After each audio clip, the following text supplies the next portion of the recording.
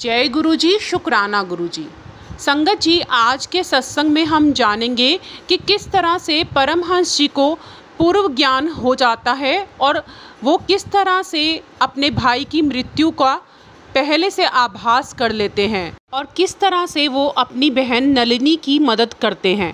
संगत जी, आज के सत्संग को बहुत ही ध्यान से सुनना और सत्संग को शेयर भी ज़रूर करना, क्योंकि संगत जी, गुरु जी ये बुक ऑटोबायोग्राफी ऑफ अ योगी सब संगत को पढ़ने के लिए रिकमेंड करते थे। तो संगत जी, आप इस ज्ञान को सिर्फ अपने तक ही मत रखो, इसको आगे संगत को भी शेयर करो। जय गुरु जी। आज के अध्याय में परमहंस जी अपने भाई अनंत और बहन नलिनी के बारे में कुछ बता रहे हैं।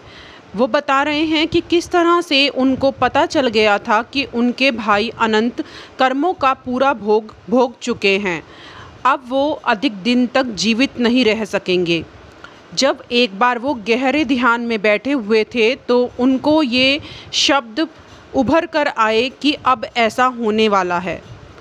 संन्यास लेने के थोड़े दिन बाद ही जब वो अपने जन्म स्थान गोरखपुर में गए तो अपने बड़े भाई अनंत के घर में जब वो रह रहे थे तो अचानक ही अनंत दा की तबीयत खराब हो गई और उनकी तबीयत खराब होने से वो आत्मीयता के साथ उनकी सेवा में जुट गए। परंतु जो ये घोषणा उनके मन में हुई थी, इसके कारण वो बहुत दुखी महसूस कर रहे थे। उनको लगा कि वो अपने भाई को इस तरह अपने सामने जाता हुआ नहीं देख पाएंगे, इसलिए उन्होंने ये परवाह नहीं की कि सगे संबंधी उन पर क्या टिप्पणी कहेंगे। इन सब बातों को त्याग कर वो सबसे पहले जो जहाज़ मिला उसी पर सवार होकर भारत से बाहर चले गए। परमहंस जी कोबे शहर से जहाज़ से उतर गए और कुछ ही दिन वहाँ पर रहे। उनका मन अत्यंत दुखी था, इसी कारण सैर सपाटा वगैरह करने की कोई इच्छा नहीं थी। भारत वापस आते समय जहाज़ शंघाई में रुका। वहाँ जहाज़ के चिकित्सक डॉक्टर मिश्र उन्हें कलात्मक वस्तुओं की दुकानों में ले गए। श्री युक्तेश्वर जी और अपने परिवारजनों और मित्रों के लिए वे वहाँ से उपहार खरीदने लगे। उन्होंने अपने भाई अनंत के लिए अति सुंदर कारीगरी युक्त बांस की एक वस्तु ली। तभी अचानक वो वस्तु उनके हाथ से गिर गई और साथ ही साथ उनके मुंह से निकल पड़ा कि इसे मैंने अपने प्रिय मृत भाई के लिए खरीदा है। उन्हें यह अनुभूति हो गई कि अनंत दा की आत्मा उसी क्षण शरीर से मुक्त होकर अनंत की ओर जा रही थी। इसी के प्रतीक स्वरूप वह वस्तु गिरने के कारण टूट गई थी। तभी वहाँ पर सिसकियाँ भरते हुए उन्होंने बांस की सतह पर लिखा, मेरे प्रिय अनंत दा के लिए जो अब चले गए हैं। तभी डॉक्टर उनको ये करता देखकर व्यंग्यपूर्ण मुस्कान में मुस्कुराए और कहा, अपने आंसू बचा कर रखिए और जब तक यह निश्चित ना हो जाए कि उनकी मृत्यु हो गई है, इन्हें क्यों बहा दिया जाए। जैसे ही वो जहाज़ से कोलकाता पहुँचे, डॉक्टर मिश्र उनके साथ ही बाहर निकले। उनका छोटा भाई विष्णु उन्हें लेने के लिए आया हुआ था। विष्णु को देखते ही परमहंस जी ने कहा, मुझे मालूम है कि अनंत दा अब नहीं रहे। डॉक्टर साहब को बस इतना बता दो कि अनंत दा की मृत्यु कब हुई। विष्णु ने दिन बताया। यह वही दिन था जब परमहंस जी शंघाई में उपहार खरीद रहे थे। डॉक्टर मिश्र बोल पड़े, इसके बारे में किसी को कानों कान खबर मत होने दीजिए, अन्यथा प्रोफेसर लोग मानसिक दूर संपर्क यानी टेलीपैथी का एक और साल का कोर्स चिकित्सा विज्ञान के पाठ्यक्रम में जोड़ देंगे, जो पहले ही बहुत लंबा है। परमहंस जी ने जैसे ही अपने घर में प्रवेश किया, उनके पिताजी ने उनको कस कर गले लगा लिया। उनके पिताजी ऊपर से तो बहुत गंभीर पिता थे, पर अंदर से एक माता का पिघल जाने वाला उनका हृदय था। उन्होंने उनके बचपन से ही द्विमुखी भूमिका निभाई थी। अनंत दा के निधन के थोड़े ही दिन बाद उनकी छोटी बहन नलिनी दैवी शक्ति के हस्तक्षेप से मृत्यु के मुख से वापस लौट आई। इस कहानी को बताने से पहले वो इस घटना के पहले के उनके जीवन के स्वरूप का कुछ उल्लेख करना चाह रहे हैं। बचपन में नलिनी और परमहंस जी के संबंध कुछ मधुर नहीं थे। परमहंस जी बहुत ही पतले थे, पर साथ ही साथ नलिनी और भी अधिक दुबली पतली थी। इसीलिए परमहंस जी उनको चिढ़ाया करते थे और कभी कभी उनकी माँ को भी उनके इस लड़ाई झगड़े में हस्तक्षेप करना पड़ता था और बड़ा होने के नाते परमहंस जी को कभी कभी वो चांटा भी लगा दिया करती थी।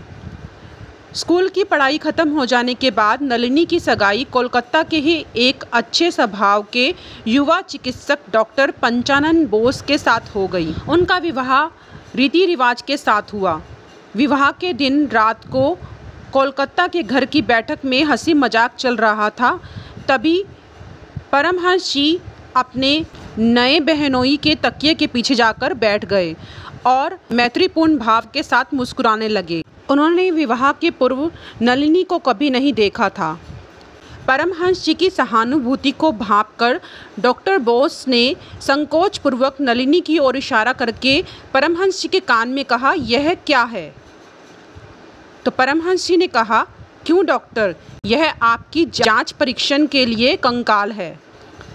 जैसे जैसे समय बीतने लगा, डॉक्टर बोस और परमहंस जी के बीच में जो संबंध है वो और ज़्यादा घनिष्ठ मित्र जैसा हो गया। वो आपस में बहुत अधिक हंसी मजाक किया करते थे। जब भी उनके घर में कोई अस्वस्थ होता था तो उनके बहनोई को उनके घर में बुलाया जाता था। परमहंस जी के बहनोई उनको कहा करते थे कि मैंने आपकी इस अस्थि पंजर बहन पर सब कुछ आजमा कर देख लिया, फिर भी 1 इंच जितना भी मांस इसके शरीर पर नहीं आया। फिर कुछ दिन के बाद परमहंस जी उनके घर जाते हैं। वहाँ कुछ मिनटों में ही उनका काम ख़त्म हो जाता है और वो सोचने लगते हैं कि नलिनी को उनके वहाँ आने का पता नहीं चला होगा। जैसे ही सामने के दरवाजे पर वो पहुँचते हैं तो नलिनी का आत्मीयतापूर्ण परंतु आदेशात्मक स्वर उनको सुनाई देता है और वो कहती हैं, दादा इधर आइए, इस बार आप मुझे चकमा देकर नहीं जा सकते, मुझे आपसे कुछ बात करनी है। परमहंस जी उनके कमरे में जाते हैं तो उनको बहुत आश्चर्य होता है कि वो रो रही थी। उन्होंने कहा, दादा पुरानी बातों को भूल जाओ, मैं देख रही हूँ कि आध्यात्मिक पथ पर आपके पाँव दृढ़ता के साथ जमे हुए हैं। मैं हर बात में आपकी तरह बनना चाहती हूँ। उन्होंने उनको बहुत ही आशा भरे शब्दों से कहा, जब आप आज हट्टे कट्टे हो गए हैं, क्या आप मेरी मदद नहीं करेंगे? मेरे पति मेरे पास अब फटकते भी नहीं हैं। मैं उनसे बहुत प्रेम करती हूँ, परंतु मेरी मुख्य इच्छा ईश्वर साक्षात्कार में उन्नति करने की है। भले ही मैं दुबली पतली और अनाकर्षक ही बनी रहूँ। उनकी बहन ने अपने आप को उनकी शिष्या बनने की इच्छा प्रकट की और कहा, आपको जैसा ठीक लगे उसी प्रकार से मुझे शिक्षा दीजिए। पौष्टिक औषधियों के बदले में ईश्वर में मैं अधिक विश्वास रखती हूँ। ये कहकर उन्होंने अपनी सारी दवाइयों की बोतलें खिड़की के बाहर फेंक डाली। उनकी श्रद्धा की परीक्षा लेने के लिए परमहंस जी ने उनसे मछली, मांस और अंडे खाना छोड़ देने के लिए कहा।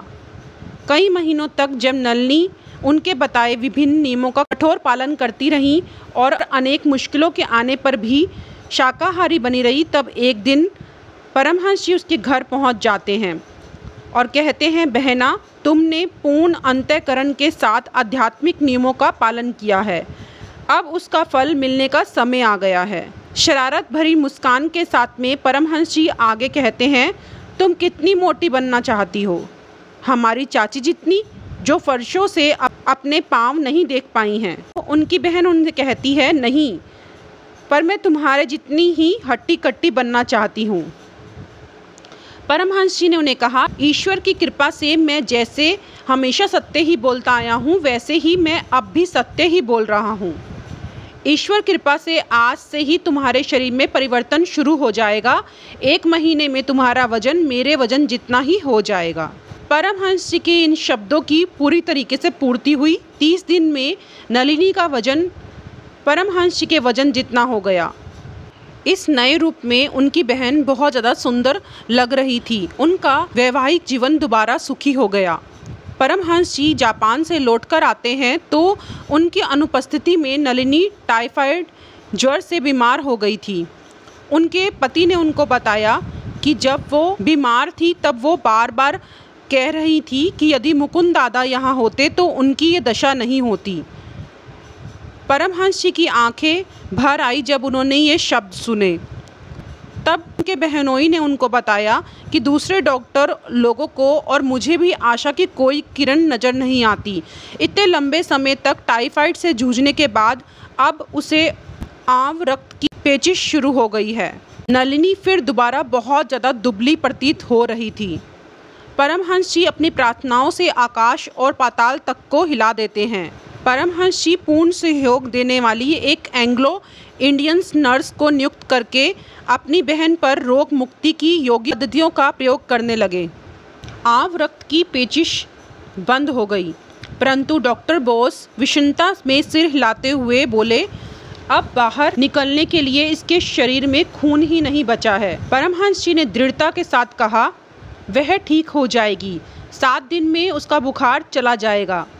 और 1 सप्ताह के बाद नलिनी की आंखें खोलकर जब वो परमहंस जी की तरफ देखती हैं तो परमहंस जी खुश हो जाते हैं, परंतु उसकी बीमारी का एक दुखद चिन्ह उनके शरीर पर रह गया।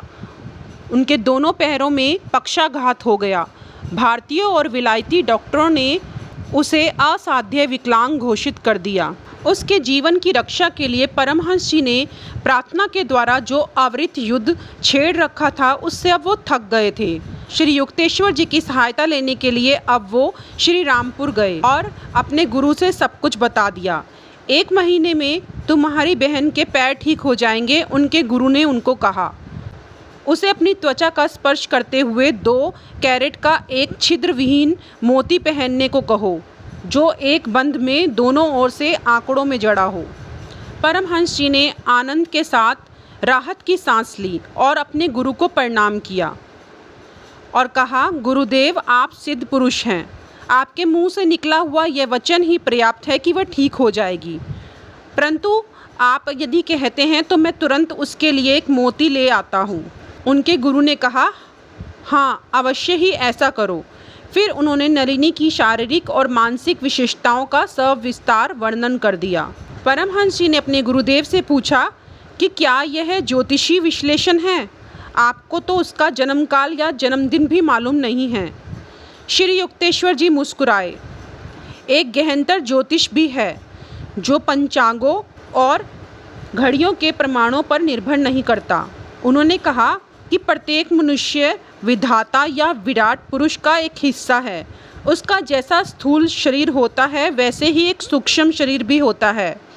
मानवीय नेत्र केवल स्थूल शरीर को देख पाते हैं, परंतु अंत्यचक्षु अधिक गहराई में जाकर उस विश्व रूप तक को भी देख सकता है, जिसका प्रत्येक मनुष्य एक अविभाज्य और स्वतंत्र अंग है। परमहंस जी ने कोलकाता लौटकर नलिनी के लिए एक मोती खरीदा। 1 महीने के बाद उसके पंगु हुए पांव पूर्णतः ठीक हो गए। नलिनी ने परमहंस जी को उनके गुरुदेव को धन्यवाद कहने के लिए कहा। श्री युक्तेश्वर जी ने उनके संदेश को चुपचाप सुन लिया, पर जब वो उनसे विदा ले रहे थे तब उन्होंने एक बात कही, तुम्हारी बहन को अनेक डॉक्टरों ने बताया हुआ है कि वह कभी भी माँ नहीं बन सकती। उसे विश्वास दिला दो कि कुछ ही वर्षों में वह 2 पुत्रियों को जन्म देगी। कुछ वर्षों के बाद नलिनी की खुशी का ठिकाना नहीं रहा जब उसने एक पुत्री को जन्म दिया और कुछ वर्ष बाद दूसरी को। जय गुरु जी। संगत जी, आज के सत्संग को मैं यहीं विराम देती हूँ। आगे के सत्संग को हम नेक्स्ट वीडियो में कंटिन्यू करेंगे। जय गुरु जी, शुक्राना गुरु जी।